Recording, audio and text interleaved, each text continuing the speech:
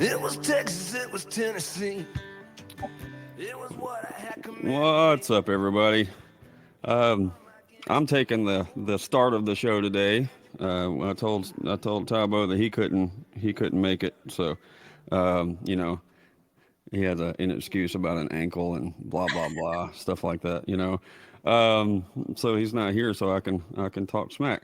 But tonight we have a guest that I met on TikTok several months ago. I think because of one of his music and also because of his artwork that I'm sure we're going to talk about. Mr. Jack Browning, man, I appreciate you coming on the podcast. Hey, dude, thank you for having me, and thanks for accommodating this crazy time difference as well. It's pretty wild, dude. Like, TikTok's been good for one thing. It was connecting with you, and yeah, it's pretty crazy. We can just do this now, It is crazy, and if you can't tell, Jack ain't from around here. We'll get to that a little bit, but yeah, but Jackson the UK, so there's quite a bit of time difference. So we were trying to be accommodating on both sides of that. So that's a little bit different. A lot of musicians are like, can we wait until 8 or 9 so that the kids are in bed? And yours is like, because it's what is it now? It's 1 a.m. No, it's just rolled past 11 Okay. p.m. But Okay, it's 4 hours. Okay, I was thinking different. yeah, Um, dude, if it was up to me, I'd do any hour. But I got I got a family and folks living here too. So I understand. I just have to get home from work. Yeah. So all right.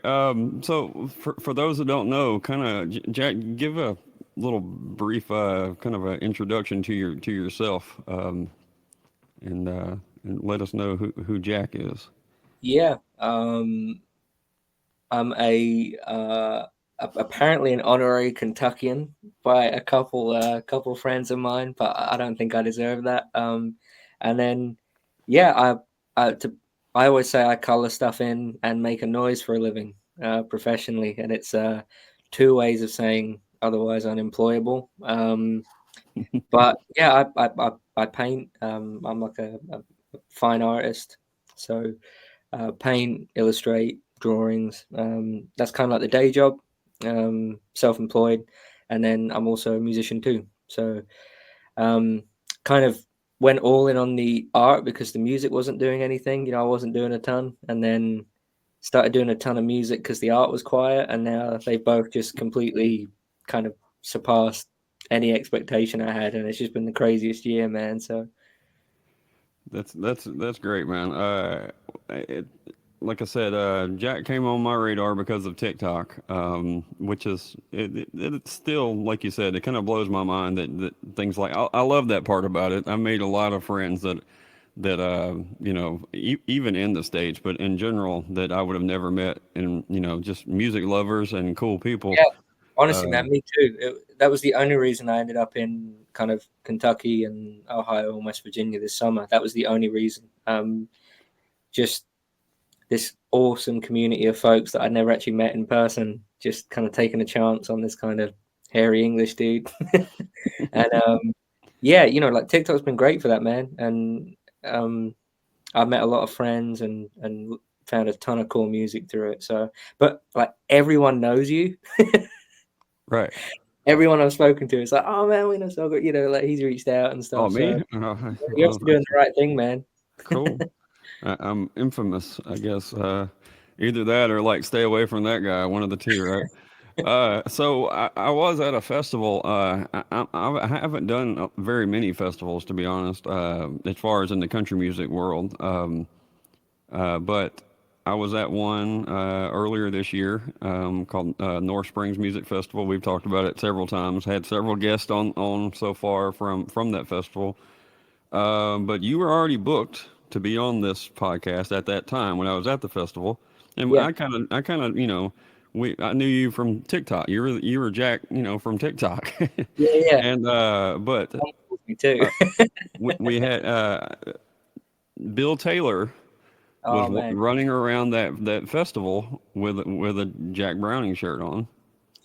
yeah, they So I was crop. like, wait a second, you know. So then the story wraps all the way around that you'd actually been in the States and played a lot of these places, and which Yeah, is super cool. yeah, Bill is my dude, man. We hit it off straight away. Again on online.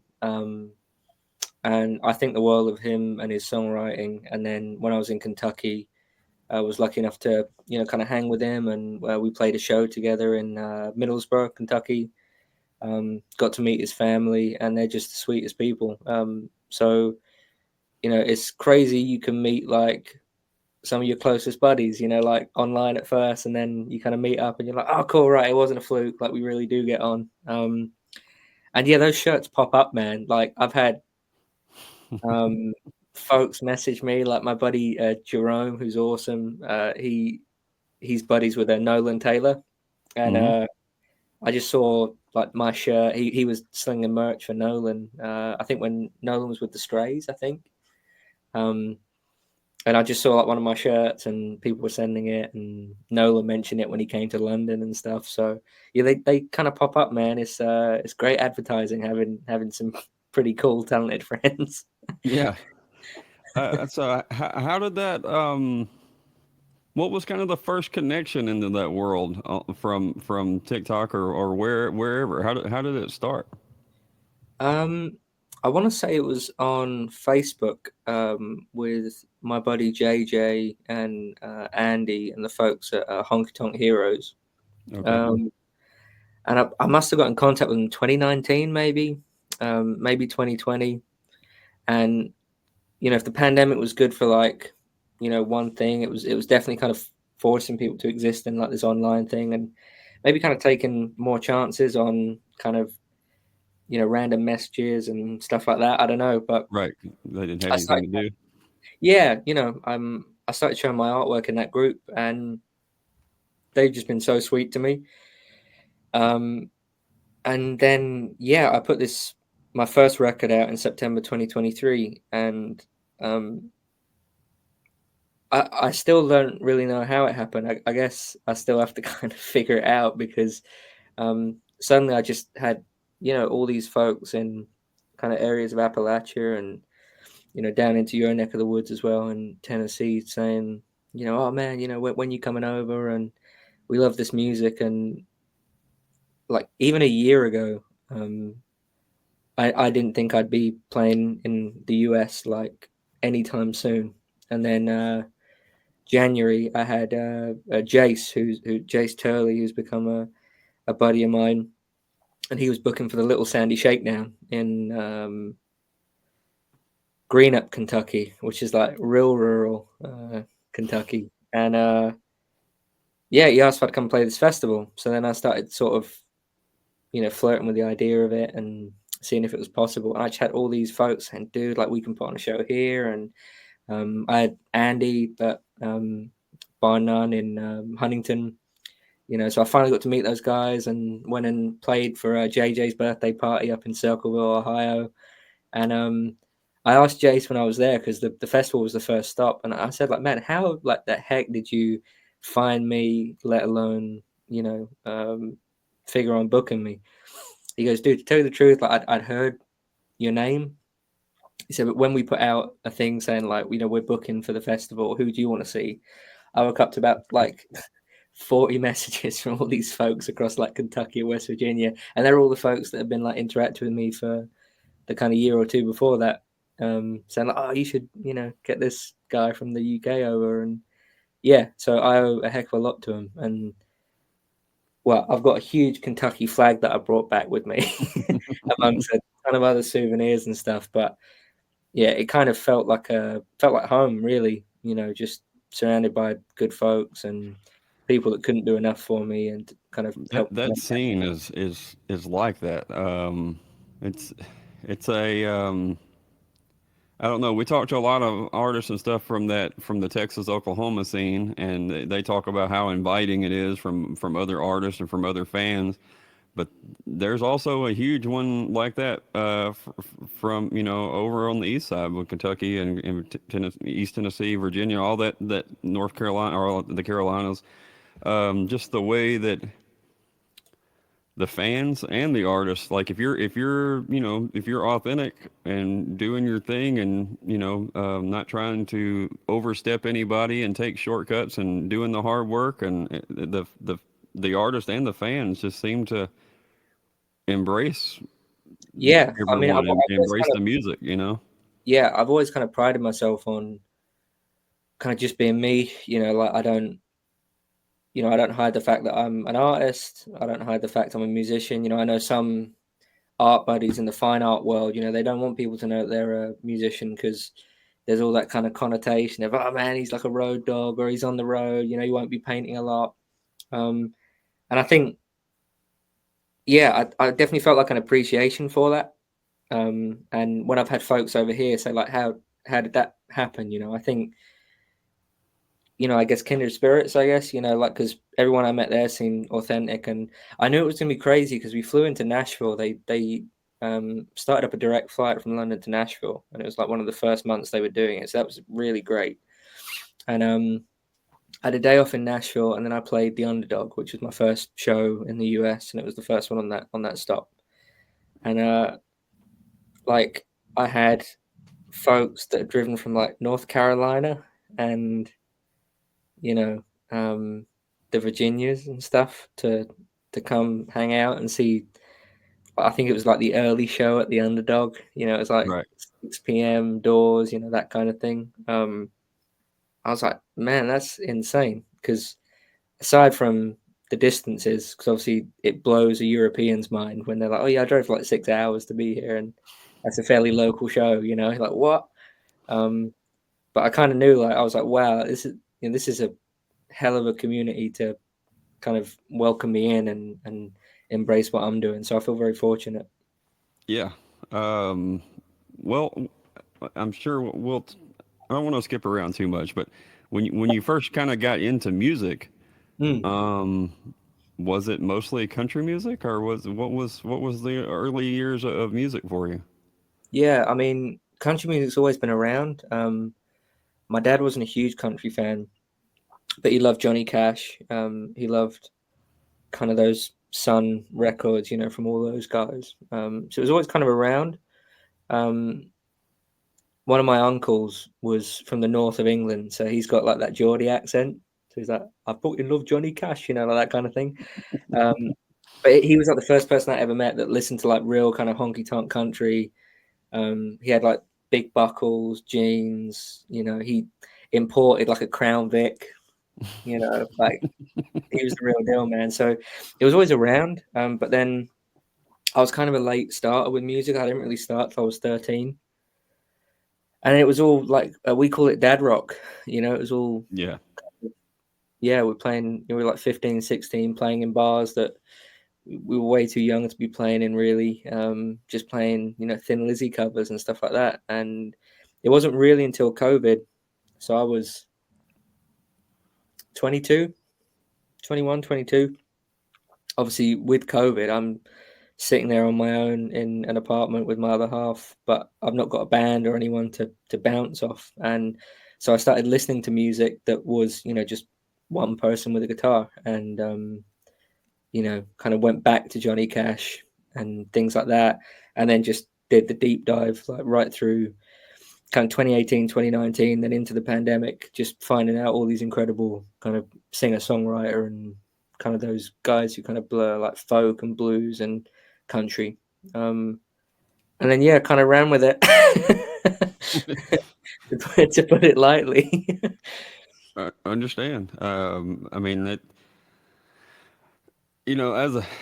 as a young person, like I was definitely more into the rock music in general. Like I think I said last night, a '80s baby, but I was a '90s kid, so that means STP and Pearl Jam and Oh yeah, Nirvana, man, right? that was all the stuff I was Bush playing too. and whatever, you know what I mean? All that stuff. But then, country was always around, but I didn't necessarily appreciate it so much until I got older, Yeah, and I think finding bands like, I think some of the first ones I found were like the Steel Drivers and Blackberry Smoke. I think yeah, those, me and too, man. that, you know how that is. Once you find one, then Yeah, it starts. I was like 15 or 14 or 15 when the Whippoorwill came out by Blackberry Smoke, and I remember that record. That was like the gateway drug. I was like, oh, It I was dig this. It's like familiar enough to what I was doing at the time. Like Les Pauls and obviously Charlie Starr with like his crazy okay. vocals and stuff. But then you had songs like One Horse Town and stuff. I was like, oh, okay, all right, this is scratching the right part of my brain. Um, yeah, Yeah, Blackberry that Smoke, way drug. definitely. Well, like you said, but I mean, they had music with Jamie Johnson and George Jones, and plus their rockers too. So, Yeah, um, kind of the bridge between those two worlds. yep. And I think at that, I'm pretty sure that album, they were on Zach Brown's label. I think at that time, maybe no, maybe in the album right before that. But either way, I mean, they were definitely mixed up in that world. But Oh, for either way, sure. that's who kind of opened those doors for me. So yeah, um, I can see where it would take off from there, especially during the pandemic. Because Yeah, what like else are what else what, are you gonna do? what else are you gonna do? That It was a funny did story. that I make was you start playing? Did you do online stuff at that time, like playing online to playing that music, or not necessarily? I dabbled in it. I did a Gotcha. couple live streams and a couple videos and things like Right. that, but nothing really serious. It was so kind of 2016, right after I left high school, to 2019. I was playing in this band and we were kind of touring all around Europe, and it was kind of classic rock stuff, original stuff. But we were playing some cool shows and things like that. And then I left that, and then right before COVID hit, I formed a band around kind of some of the newer Hmm. stuff I was doing on my own. And we played our first ever show on like the Friday, and then the Wednesday afterwards, that was when the world locked down. And I was like, is that a divine sign? I don't know. Like just get a proper job, man. Come on. Man, there's been so many people that we've talked to, because of COVID, one way or the other, either like halted a project but there's also been a lot that started people playing music, as far as where they weren't necessarily gonna pursue it, but then that happened and they just decided to do it for whatever reason. It is kind of weird how that situation made a lot of turning points one way or the other for a Yeah, lot of I mean, musicians. that was like good and bad. I mean, I'd got like my biggest break as an artist to that point, um, at the end of 2019, painting an album cover for the White Buffalo. Um, and then that album dropped, I think, in like the March of 2020, and he wasn't able to tour it. So, um, when I was working on the project, I was thinking, man, I want to get to like see folks wearing like shirts and stuff, and going to the gigs and seeing like the huge backdrop with like my artwork on it and stuff. And it just never happened. So Right. that was a shame. But then without the pandemic, I don't know if I'd have been as quick to kind of figure out that, I knew my way around writing a song or two. So what about I guess let's dive back into the artwork stuff. Where was when did that kind of get started for you? And I also want to ask, as far as when did you decide to start doing the country music paintings that you do? Yeah, I mean, I was always kind of drawing and sketching, and then I had three really great teachers in my last couple years of high school,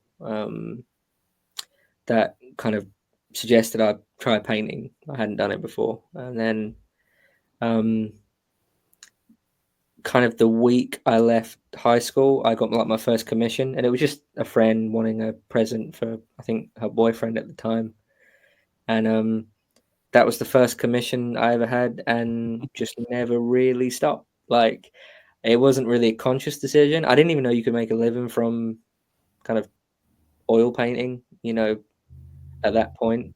And I didn't really know what I wanted to say as an artist at that point either. But it just kind of never stopped. Right. You know, and in between being on the road, and at the time I also had a kind of job in a guitar shop. You know, I just come home and I paint, and I couldn't really tell you why or what the plan was, but I just knew I wanted it to be a part of what I was doing. I just didn't know I could make a career out of it, you know. And then started dabbling in Western art, kind of painting some of these Okay. Western scenes, and being kind of leaning into the fact that I'm about as outside as you can be from that whole world. Um, and then yeah, about 18 months ago, you know, coming up on 2 years maybe, I was kind of going back through a lot of.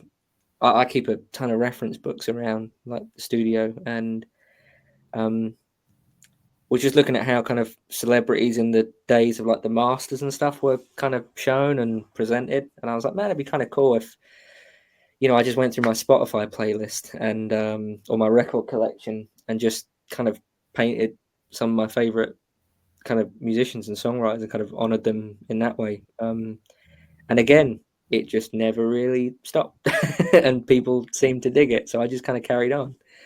Um, I've got like 4 unfinished faces looking at me right now. Do you have any do you have anything that you could, within reach that you could show somebody Yeah, that's not familiar with your yeah, work so they can go check it out? I, I I mean, do. I do old and new. I do. I like the way that the painting behind with the dash hound, the wiener dog there, where it's split up. Yeah, I wish that was mine. That was something my mum got. This is kind of the spare room. So I got to open for Ray Benson and Asleep at the Wheel this year, and one of the first things he sort of mentioned to me was, "Man, if you ever painted me, that'd be pretty freaking cool." So, first thing I did when I came off the road was finish that, Very and then cool. yeah, got this was one I did last year. Jeremy Pinnell, Mm-hmm. who's one of my favorites, Yep. and this was super fun to do. And then I had this one scare the crap out of me earlier. I just saw the reflection of Chris Christopherson in the mirror behind me, and Okay. I forgot I had his portrait like kind of stowed away in the back drying. So um, Man, that's great. thank you, man. Have you? uh, It's, did that kind of open you up to a whole nother audience as far as for your artwork is concerned? Yeah, 100%. You know, like right up until I started doing it, I didn't really have any kind of um, style or kind of a particular voice. And Okay. then it's been a great way of figuring out what I want to do in like my own artistic thing. So obviously this is like an ongoing series. I don't think I'll ever run out of folks to do. I don't think I'll ever get bored of doing it.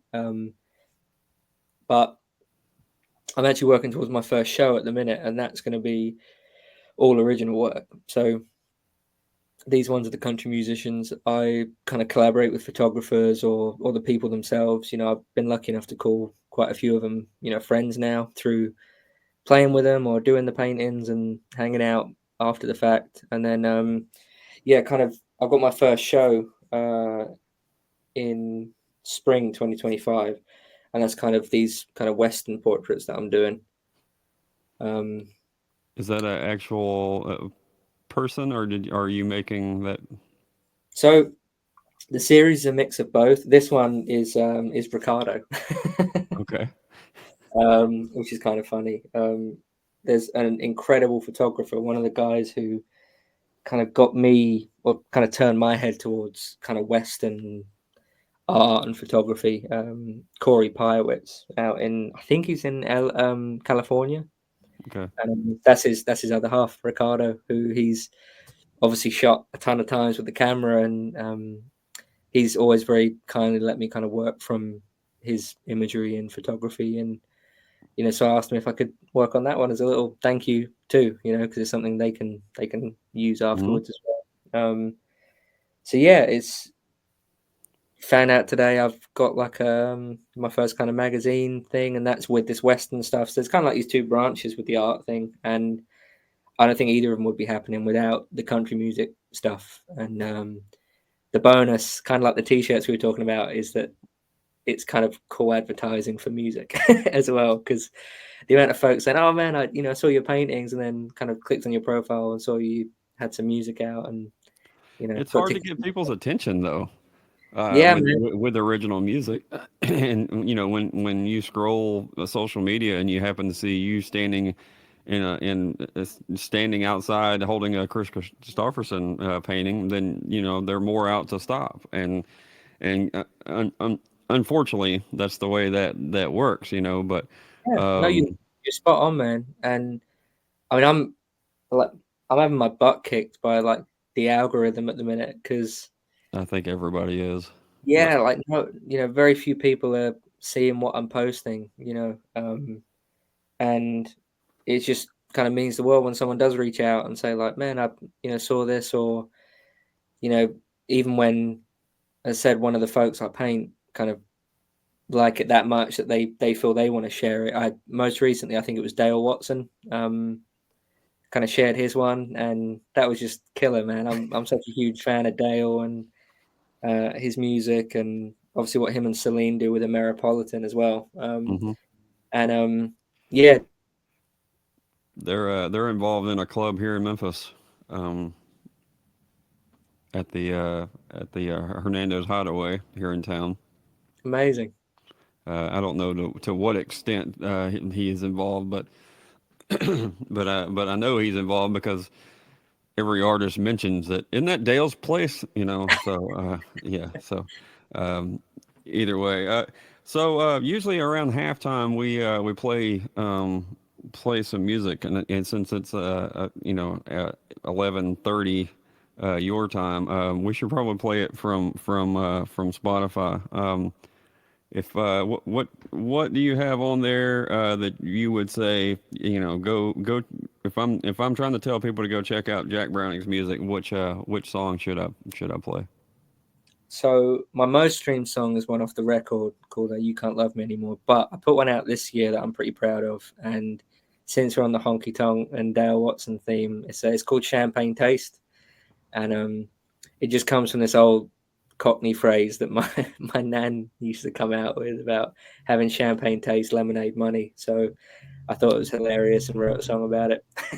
That's yeah. We here in Memphis we have the NBA team called the Memphis Grizzlies, and we had a coach that when he got fired, he said that the Memphis Grizzlies will never do anything because they have champagne taste and a beer budget. Perfect. Yeah. Yeah, so when I saw that title, I think about that all the time because now they're Yeah. actually doing well. But that was true back then. There was a different owner. So yeah. Um, okay, well, so here we go. You want to tell a little bit about well, you did about the song Champagne. Did you wrote by yourself? Yeah, I wrote this one, pretty much came together in the studio with the band. I had this kind of rough idea and then kind of ad-libbed most of the lyrics in the live room and kind of wrote from the heart. I'm pretty great at spending money, but being an artist and a musician, not always great at making it. So yeah, All right, man. Here we go. Champagne taste, but lemonade money. Got a real CD, blasting out the working man's blues. Oh man, well my life's a joke, but the punchline still ain't funny. Leave me here at the bar, 'cause I ain't got nothing to lose. It's been 6 good years, but man now still ain't married. Service station flowers and the pawn shops and neon ring. I mean, I'm William Wayne and Charlie and Drain, but man, the cash I ain't carrying. Trying to make it work, this whole damn honky-tonk thing.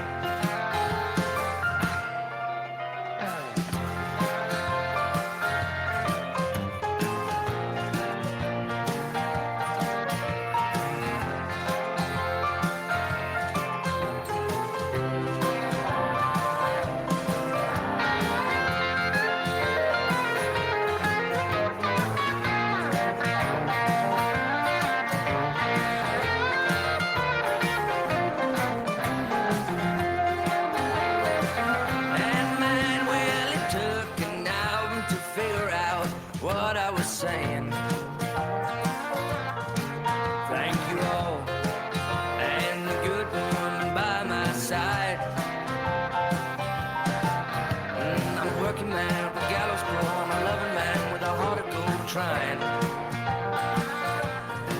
And you best believe I don't have a penny to my name. Oh, well, now champagne taste, but man, I got lemonade money. Got a real CD, blasting out working man's blues. And now, well, my life's a joke, but the punchline still ain't funny. Leave me here at the bar, 'cause I ain't got nothing to lose. I said leave me here at the bar, 'cause I ain't got nothing to lose.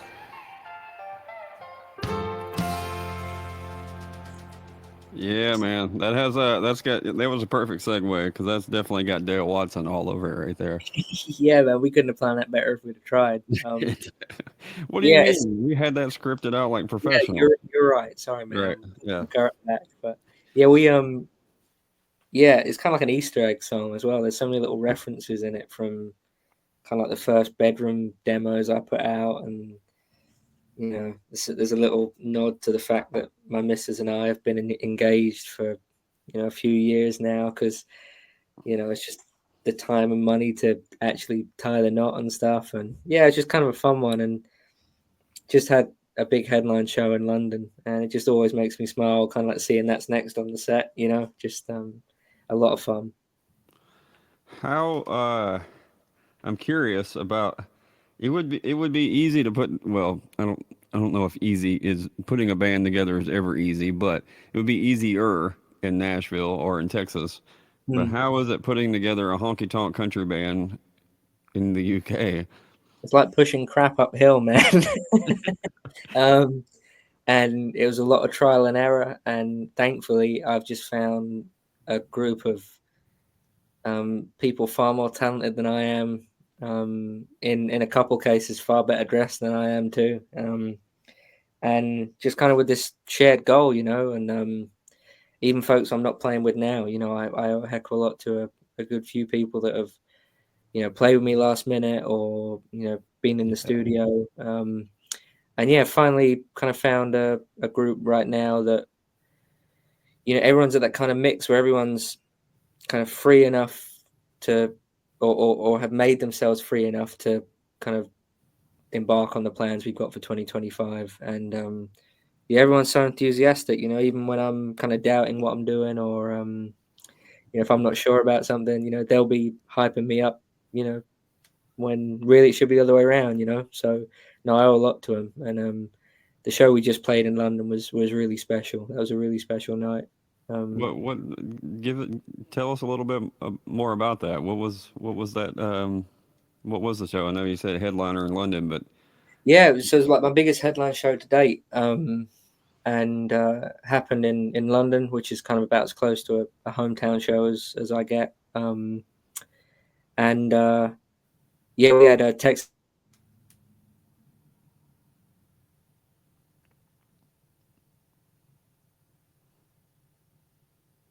Um, and just got off the road with Charlie Crockett, opening for him, and he's a DJ, so he kicked things off, and then yeah, put a killer 5-piece band together, and we played, I think, an hour and a half, and we did everything from stuff off my first record, stuff that I've released this year, unreleased stuff that we've recorded but not put out yet, and we threw in some Terry Allen and Jerry Reed for good measure as well. So yeah, it was crazy. Packed it out and had folks coming from all over, and just really kind of.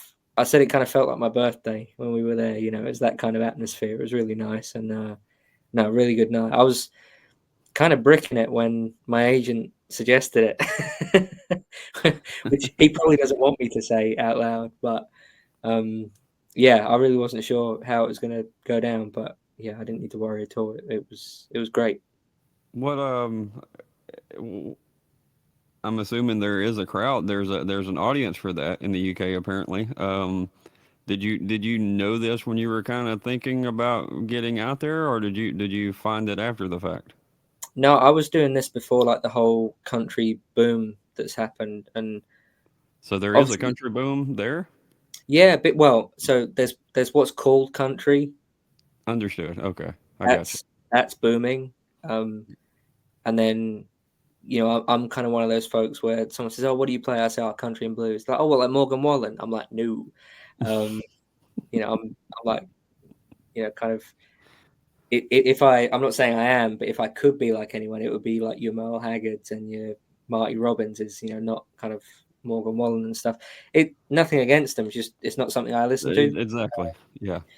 Um, so it's kind of tricky, like I get on a lot of the same bills as that kind of music too, and it can go either way. You get some people that just love dressing in a cowboy hat for the weekend, and they want to hear your Chris Stapletons and your Morgan Wallens and stuff like that. But I've been really surprised by like the kind of diehard, like kind of honky tonk and kind of real country Right. fans, and yeah, couldn't have really guessed it in a million years. Really, like when I started it out, I wasn't really. I guess I didn't really think about the audience, which is kind of silly. But yeah, to have all these folks and stuff, and it was either there was kind of like three groups of people there. There was like the Morgan Wallen fans that saw country on the poster or the advert and came and said they enjoyed it. There were the kind of Mel Haggard and Dale Watson kind of fans that came Right. and said they enjoyed it. And then there was also kind of a respectable amount of people that came up to me at the end and said, "Look, man, I don't listen to country at all, but that was killer. But I enjoyed that, and bought a record and stuff." So I think the good thing with what the band and I are doing is where I was kind of brought up on the dad rock stuff, and I love kind of blues all the way from kind of like Texas blues to kind of Delta blues and stuff. I kind of think there's something in the set for everyone, Um, Gotcha. we're not kind of like the band from the Blues Brothers, entirely. There's kind of something for everyone. You Um, don't have to play Rawhead 5 times in a row. Not yet, Not but yet. I'm ready Um, for 6. We got time. well, man, something that has come up on this pod many times, and it's being authentic. I think if you you know those guys that the guys that are traditional country fans, if you weren't being authentic, they wouldn't buy it. You know what I mean? Oh, They you they get would pulled they would out in a see, they would second, see man. straight through it.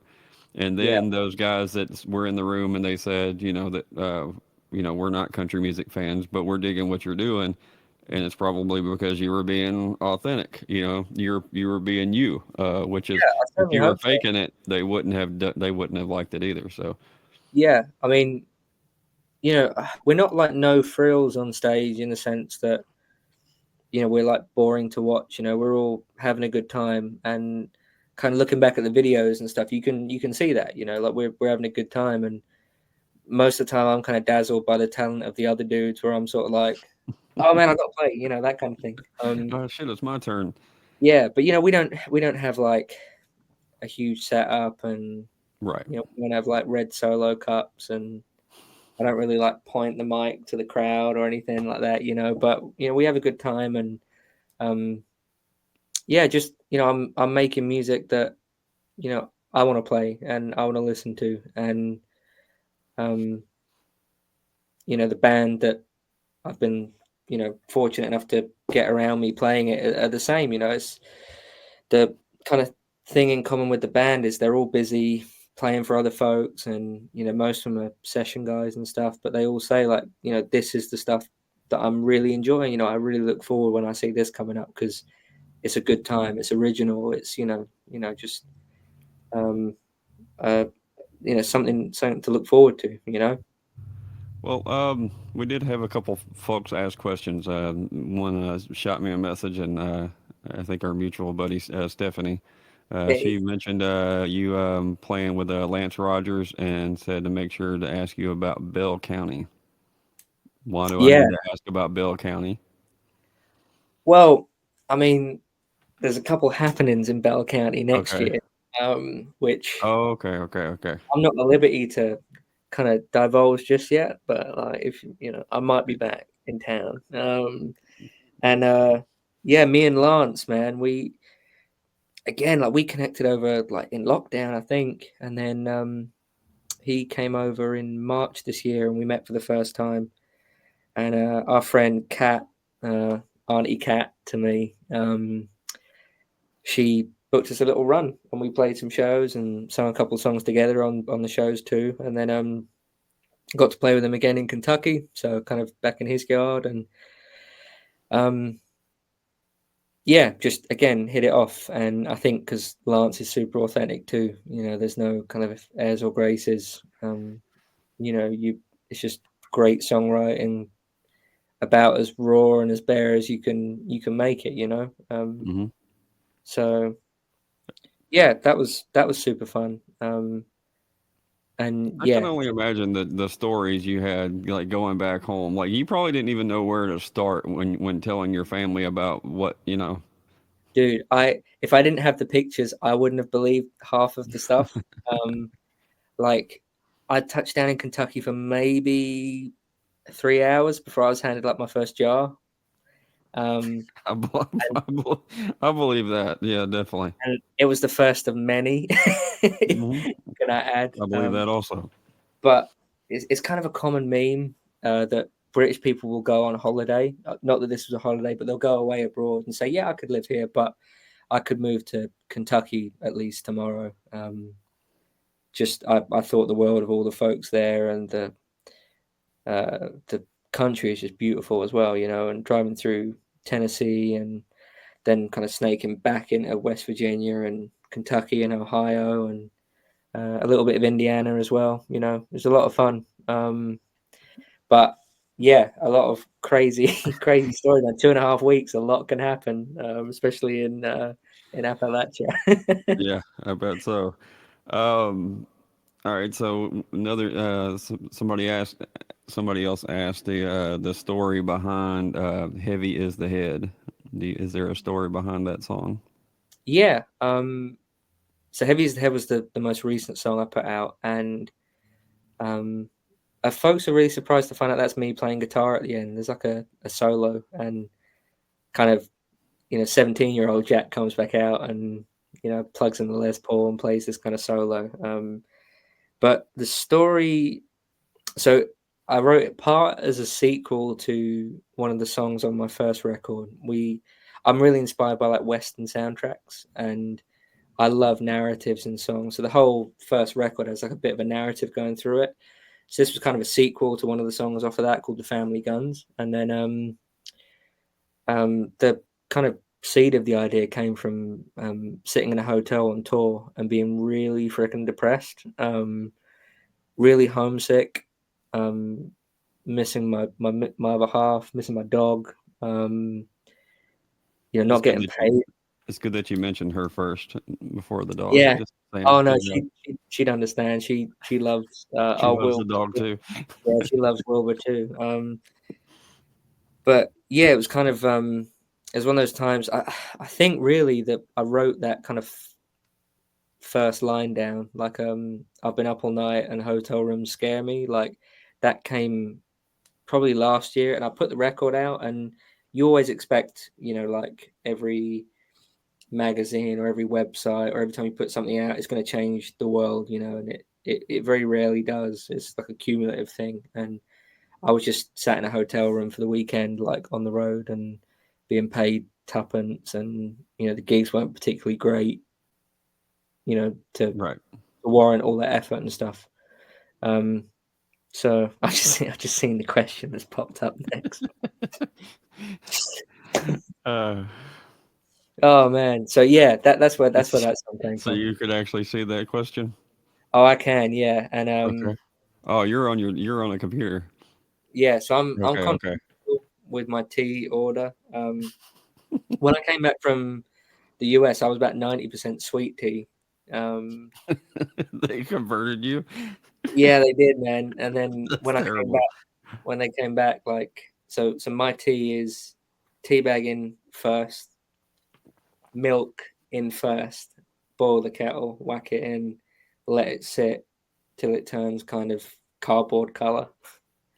Okay. Um, and man, finger sandwiches, scones, or it's got to be scones, man. Um, finger sandwiches. That was like what my grandma ate. Um, Scones are where it's at, dude. They're great. Yeah.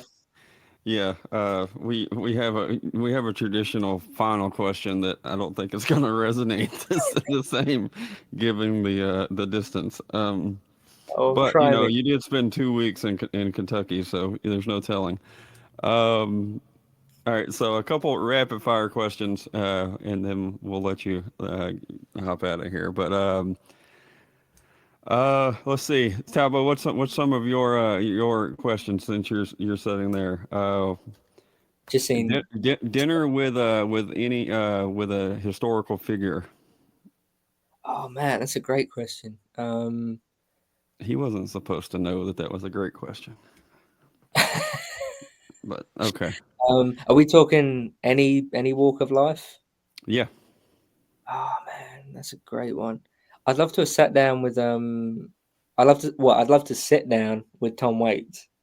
Okay. He's like a bit of a curveball one, but I adore Tom Waits. Hmm. Man, historically, I'm a huge nerd for history as well. I'd love to sit down with Ike Eisenhower as well. Okay. I think he'd have some great stories.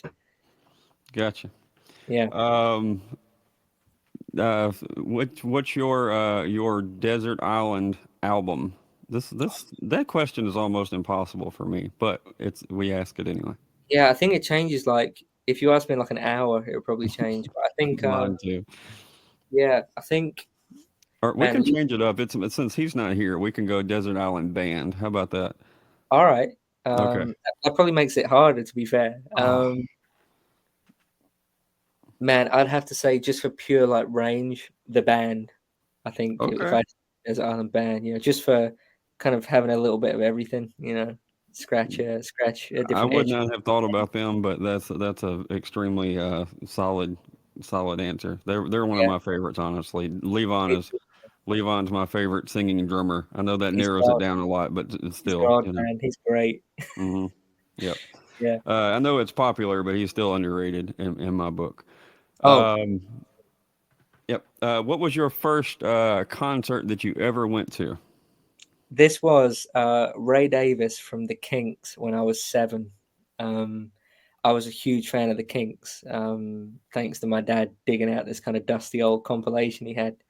And I think I brought down the average age in the venue to about 75. I was 7. It was a very very early doors, if you catch my meaning. But Yeah, yeah. yeah, that was my first ever gig. What was what was the first concert that you ever paid for that you chose? I want to say the first one I ever paid for was Blackberry Smoke. Okay. Yeah, probably when I was about 14. Me and my best mate Sam, he was into them too. We'd hook each other up with new bands we'd found, Yeah. and we beeline for their show in London. Yeah, That's I'm curious. Like out now, I want to know what a Blackberry Smoke show is like in London. I know as far as on stage, it's the same. yeah, But still, do you remember what covers they played? Do you happen to remember? Because they usually throw in a couple covers, and they're known to do some Stone songs. They've done Led yeah. Zeppelin songs. I think they did Honky Tonk Woman, um, and I remember they did a bitchin' version of Sleeping Dogs, about 12 minutes long. Yeah, Um, they'll one of my usually favorite, yeah, add one of a my song in the favorite, middle of it. yeah, one of my favorite covers they do that I've not seen. I've seen him probably 8 or 9 times, and met Charlie a couple times, and the That's band a cool. few times. And I think my favorite cover they do is the night they drove old Dixie down. Is just their version of that is just otherworldly. Yep. No, that's cool. That's cool that they do that song. Definitely miss Britt as well. Yeah, Yeah, he's he was real larger than life character. yeah, just the sweetest dude as well. So you got to meet him as well. Um, Very, very, very briefly in I passing. got The you. only one I really spoke He to did. probably He, Charlie, and he did really seem like it though.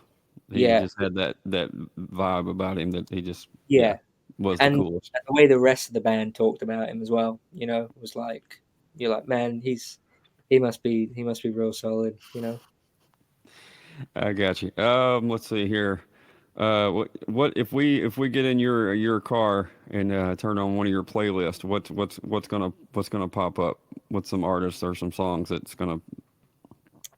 Well, I mean, Spotify Wrapped came out today, right? Okay. Um, and there's everything from there's Lana Del Rey, Springsteen, Red Sovine, Jerry Reed. Um, there's some classic WWE entrance music that Okay. I whack in my workout playlist. We actually interviewed last night Shaman's Harvest, which has had WWE intro Yeah, music man. for oh goodness, I'm going blank. I can see his face. Yeah, He's the Irish, or he's supposed to be from what? Sheamus, right? No, no, no. McIntyre. He's Oh, yeah, Scottish. I'm sorry. yeah. Drew McIntyre. Yeah, Broken Dreams, wasn't it? That was that song. Yeah. Yeah. Yep. So that was my era of WWE that I grew up in. So Okay. yeah, that's killer, man. Yeah, so and then I'm super into like old school like hip hop and gangster rap as well. So there'll be some Gangstar and you know uh Dre and stuff like kind of seasoned through it as well.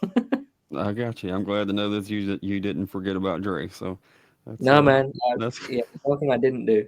There's a lot of things I didn't do, but one thing I didn't. yeah. Eminem can't blame me for forgetting about Dre. So Yeah. all right. Well, so the last question is usually um, what? Yeah, there's a couple requests, but yeah, that you want to hear. They Oh want to no, hear you you don't. rap now. No, you do not. All of a Yes. sudden, you'll think Nashville country pop is actually pretty good rapping. Yeah, But you that if yeah, you you hear wait us, wait till you hear my trap beats on album number two. Yeah. so the normal closing question is would be Jack, what is your favorite Little Debbie snack? And I don't Oh, know if do you know what a Little Debbie snack is? I do. I didn't get to Okay. experience any of them. Oh, Um, but I could your tell you about what your, I did your like. cholesterol is probably better It's for probably better off for it, yeah. yes. But if I could talk about some of the finest things that the great minds of the United States have produced, Okay. the Big Gulp is up there as one. Um, the pulled brisket sandwich at Bucky's. Okay. Um, I was so full up, I felt sick, and I nearly went in for like a third. I think it was. We were eating them in the parking lot, and then So these are things you experienced while okay. and just sweet tea, man. Like just intravenously, seriously. No wonder everyone I met was so damn happy all the time. It was They, great. I don't think about those things, but I had this, I'm a big Kansas City Chiefs fan, and I had this, of course Me too. I got one of the big cups, it's like that tall, like I Like really Stanley's. need, yes, Yeah, yeah, the Chiefs version of the Stanley, and it was just, I don't even know why. I guess I was playing music on TikTok or whatever, but someone from the UK was like, of course the American guy has a huge ass cup. What are you running out of water? Like, are you scared to go back and get a refill? Do you really need that many ounces at one time? And I didn't think about that. But then you come here and you're going to like the world's biggest gas stations. yeah. Sensory overload, but no, I'm a big fan. Like I want a Chiefs cup like this the size of Andy Reid if possible. That'd be amazing. Um, and yeah, I think like fourth day I went into Walmart and grabbed a Stanley, kind of cup, and that was my regular drink like size for the whole trip, which kind of blew my mind. Same for like some of the like kind of coffee places we went to and stuff. The drive-throughs. So then Can I you get go a back home and then you got this gallon size, you know, cup. Yeah, I use it surprisingly regularly, man. Just fill it up and forget. I filled up with tea once, and You, it took me like 18 hours to to, to get through. It was just an insane amount of that's tea. funny. So, You but no, get strange looks from your oversized cup from the United States. yeah, dude. But God bless the big gulp, and God bless the oversized Chiefs mugs.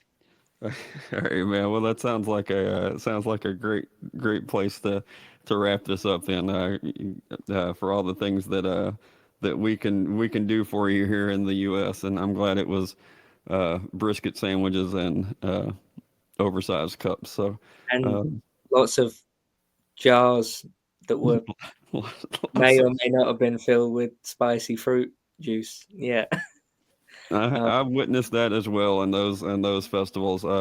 Everyone, it was cold that night at one of the festivals, but I don't think they cared at all at it's that cold point. until it ain't. No, it's an honor, man. It's an honor to call so many folks, on the other side of the world, friends, and honored to connect with you and to be asked to jump on, man. Thank you for having me.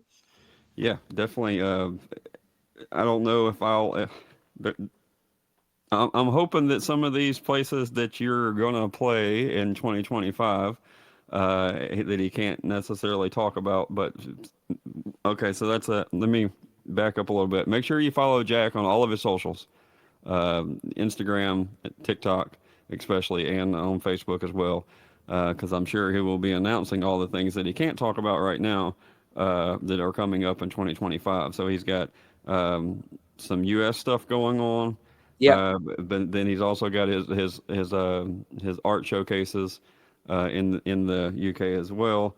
the Um, art's actually going to be with a gallery in Texas, which is kind of cool. So okay, are you yeah, making the trip to? I really want to. It's just going to be a Gotcha. case of if we can figure it out. But yeah, hopefully, that'd be great. I've just had a great message pop up that I feel just wraps this up perfectly because Okay, we just okay. talked about football. I stumbled upon this video after searching for Jack Browning, not you, the new Tampa Bay Buccaneers punter. What a pleasant surprise! If that isn't the best segue, I don't know what is. All right. Shout out to the Tampa Bay Buccaneers for Thank spreading the you. word of Jack Browning and his music and his painting and now punting. So hope you make the team, Jack. Master of none.